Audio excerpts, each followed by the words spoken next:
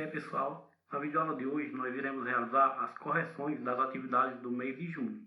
É interessante que vocês acompanhem e confiram o que está correto e o que não está. Lembrando que, no caso de alguma questão incorreta ou incompleta, vocês devem realizar as correções para que as atividades fiquem sempre atualizadas e com todas as questões corretas. Iniciando com a atividade número 9, do dia 3/6, onde vocês deveriam fazer nessa atividade uma entrevista. Nessa atividade, você deveria realizar essa entrevista com alguém do seu convívio, solicitando que sejam respondidas as seguintes perguntas. Aí deixei aqui uma observação.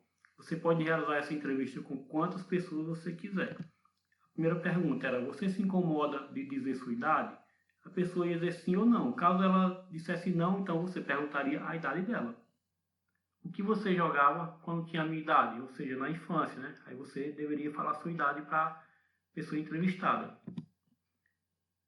Quantas pessoas participavam desse jogo? Em que local era praticado? Que material era necessário? Com quem você aprendeu esse jogo? Como ele era jogado? Quais eram as suas regras? E a última pergunta era uma pergunta que você quisesse acrescentar ao questionário. Certo? Atividade número 10, sobre jogos de brincadeira. Primeira questão. Quando pronunciamos a palavra jogo, cada um pode entendê-la de modo diferente. Além disso, existe uma associação muito forte do seu conceito com o termo brincadeira, pelo fato de a palavra jogo se originar do vocábulo latino jocus, que significa diversão e brincadeira. Aí vem a pergunta, o questionamento. Qual a diferença entre jogar e brincar? Bom, jogo é uma atividade ou ocupação voluntária exercida dentro de determinados limites de tempo e espaço, seguindo regras absolutamente obrigatórias. Já a brincadeira é uma ação de brincar, ou divertir-se, ou entreter, ou se distrair. Segunda questão. A arqueologia registra a presença dos jogos na humanidade desde 2600 a.C., fazendo esta parte da vida do homem, mesmo que de forma intuitiva. De acordo com esses registros, responda como os jogos eram vistos na pré-história. Era visto como forma de lazer e de representar atividades rotineiras, além de servir como instrumento para passar herança cultural e conhecimento entre as gerações. Terceira questão. Quais os benefícios proporcionados pelos jogos e o que podemos desenvolver com sua prática? Bom, através dos jogos e brincadeiras, as pessoas desenvolvem a imaginação, o espírito de colaboração, a socialização e ajudam a compreender melhor o mundo. Quarta questão. Os jogos simbólicos têm a função de satisfazer o participante por meio de uma transformação do real em função dos desejos, ou seja, tem como função conhecer a realidade através da imitação ou representação. Aí vem aqui a pergunta: o que são os jogos simbólicos?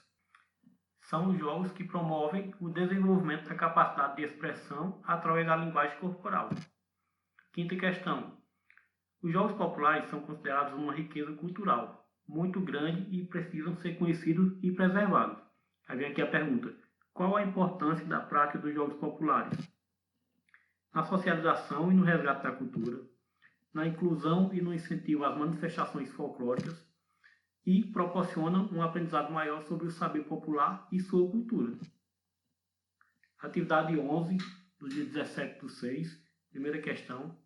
Não podemos confundir os jogos esportivizados com modalidades esportivas, pois jogos esportivizados são jogos que contêm alguns fundamentos de modalidades esportivas, porém eles têm suas regras alteradas ou criadas de outra forma. Já esportes são atividades que devem seguir regras, técnicas e fundamentos específicos para cada modalidade. De acordo com a definição desses jogos, cite exemplo de esportes e de jogos esportivizados. Bom, eu citei apenas dois exemplos de cada. No caso de vocês poderiam citar quantos quisessem, certo? De esportes, eu citei futebol e vôlei. E jogos esportivizados, eu citei futebol de dupla e o vôlei solo. Segunda, os jogos de salão são caracterizados pela utilização do raciocínio lógico e estratégias elaboradas. Requerem do jogador muita atenção e concentração durante o jogo. Aí vem aqui, cite exemplos de desses jogos, ou seja, dos jogos de salão, eu citei aqui o dominó, a dama ou o xadrez e o jogo de cartas. Mas sabemos também que tem outros jogos que são considerados jogos de salão, inclusive a trilha. Terceira questão. Os jogos cooperativos resultam no envolvimento total, em sentimentos de aceitação e vontade de continuar jogando. São jogos de compartilhar, unir, despertar a coragem para assumir riscos, tendo pouca preocupação com o fracasso e o sucesso em si mesmo. Esses jogos podem ser divididos em duas categorias, que são jogos cooperativos sem perdedores, ou seja, aqueles em que todos jogam com um desafio comum, e os jogos de resultados coletivos, que são os jogos em que podem haver equipes, porém o resultado será comum a todos. Quarta questão. Analise a imagem da obra de Ivan Cruz e cite o nome de todas as brincadeiras contidas nela. Está aqui a imagem da obra. Eu já tinha citado algumas durante a videoaula, inclusive essa que o garoto está lá com o estilingue, como vocês podem ver. Aqui o outro garoto com perna de pau. Essa garotinha aqui pulando corda. Esses meninos aqui estão soltando pipa. Aí tem esse aqui que está no cavalo de pau.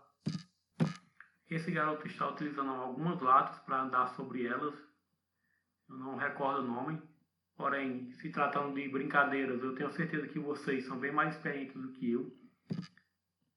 Esses garotos e essas garotas estão praticando algum jogo de brincadeiras cantadas, não é isso?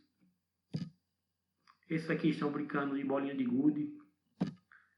Esse aqui está com bambolê, essa garotinha. Essas garotinhas aqui estão brincando com barquinho de papel.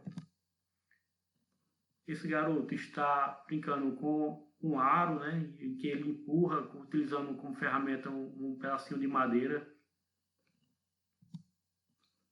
E esses garotos estão jogando peão.